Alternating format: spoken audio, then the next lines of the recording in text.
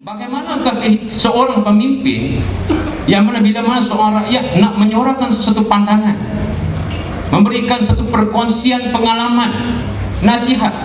Nabi Muhammad SAW seorang Nabi.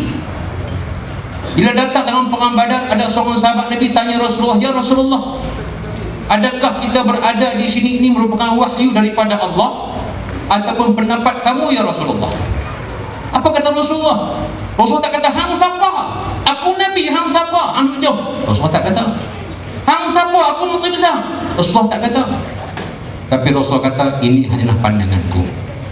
Maka Rasulullah SAW bila Rasulullah kata ini pandanganku, maka sahabat Rasulullah SAW berkata, "Ya Rasulullah, kalau ianya wahyu daripada Allah, saya no comment, sebab wahyu daripada Allah adalah qat'i, kata pemutus yang tidak boleh diubah oleh manusia. Tetapi kalau ia pandangan kamu, maka saya nak cadang kepada kamu ya Rasulullah untuk kita berpindah tempat daripada sini, kita berpindah ke Wadi Al-Badar, tempat untuk kita kuasai air, untuk memastikan kekuatan itu milik umat Islam." Maka Rasulullah SAW dengan sifat rendah diri, tak sombong, dengan seorang penyebar, tak romuh, tak cepat marah, tak cepat ikut emosi, maka Rasulullah SAW menerima pandangan sahabat Nabi. Akhirnya lihat bagaimana seorang sahabat Nabi, orang bawah, bagi pandangan. Dia tidak ditukar ke Mekah, dia bagi pandangan, dia tidak ditukar ke Madinah, tidak ditukar ke Qatar, tidak ditukar ke Kuala Ketir, bahkan dia diambil pandangan. Semasa di Dewan Insaniah 2011, saya jadi pengurusi majlis. Masa itu ada program yang dibuat oleh kerajaan negeri. Speaker dia ialah Ustaz Alizan, Anwar Ibrahim dan wakil UAE nama Siddiq Fadil. Masa itu saya jadi pengacara majlis. Di antara benda yang saya tak ada lupa sampai sekarang ni, dia pernah sebut, Ustaz Alizan pernah sebut, dia kata kalaulah di Pulau Pinang itu Linggo Ing kata dia seperti Umar Abdul Aziz, saya negeri Kedah seperti Umar Al-Khattab. Saya ingat lagi ni, saya kata alhamdulillah kalau Umar Al-Khattab, sebab Umar Al-Khattab orang tegur dengan pedang ni. Orang tegur, "Ya wahai Umar, kalau kamu buat salah, inilah yang akan mengajar kamu." Kita baru tegur dengan suara abang, kita baru tegur dengan mulut lisan yang tidak ada pedang di lisan kita ni, dah meloncat dah.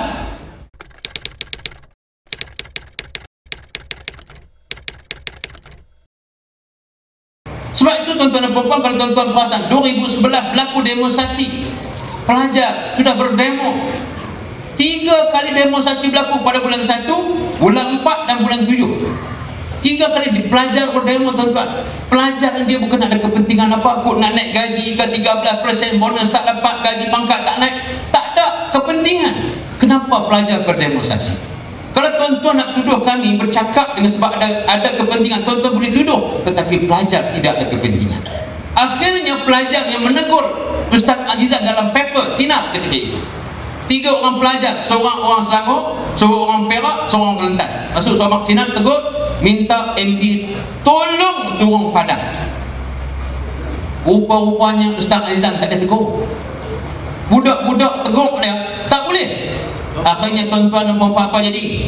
Budak-budak ni diambil tindakan tata tertib, dibicarakan, akhirnya dijatuhkan hukuman gantung 1 hingga 2 semester.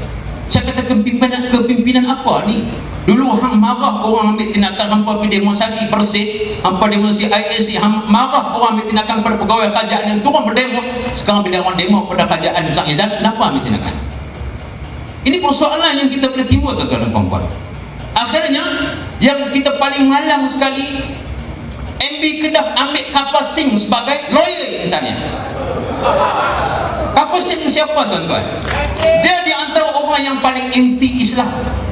Tersebut di antara orang, dia declare dengan terang-terangan dia tak nak hudud, dia tak nak kisah, dia tak nak hukum Islam. Siapa Kapal Singh? Dia ambil Kapal Singh jadi lawyer misalnya. Saya tak boleh bayang tuan-tuan betapa saya tak boleh mencapai dan menggapai pemikiran yang Abah Menteri Besar dan juga Jamil. Banyak lagi lawyer-lawyer yang boleh ambil. Kenapa perlu ambil lawyer Kapal Singh? Tetapi dengan takdir Allah Subhanahu Wa Taala. Tuan-tuan tengok kuasa kekuasaan Allah. Budak-budak ni, lawyer mereka seorang wanita berumur 25 tahun dapat mengalahkan Kapal Singh, dan budak-budak ni menang. kuasa Allah mengatasi kuasa manusia. Sudahlah, jangan menunjukkan kuasa kamu. Tak kala bila Allah nak tunjukkan kuasa Allah, bila-bila masa Allah ditunjukkan.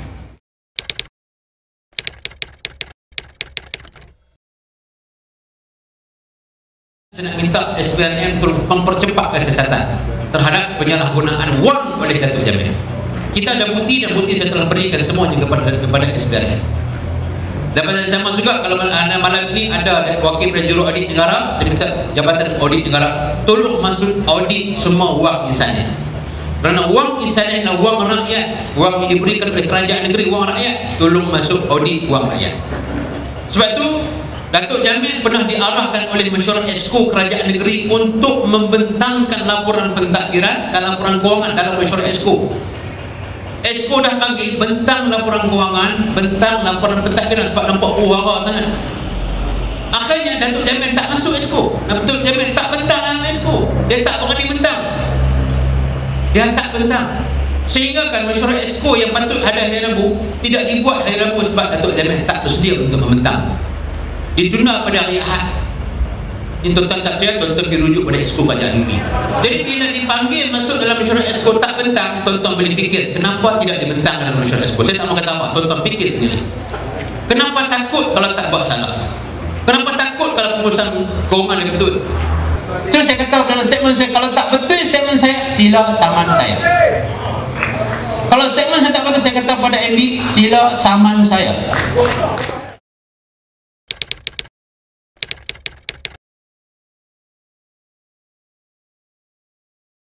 Jadi saya tak naklah supaya kezaliman yang ada diteruskan. Saya minta dia membawa untuk Seri Ustaz Aizan. Kalau ada wakil-wakil yang datang, kita minta, saya buat dalam statement paper, saya minta dia mai. Sebab saya takut esok kelok sebab apa? Kau tengok ada UMNO, dia kata saya ni ejen UMNO lagi. Saya minta dia mai, sebab tu saya buat di sini sebab dekat dengan rumah dia.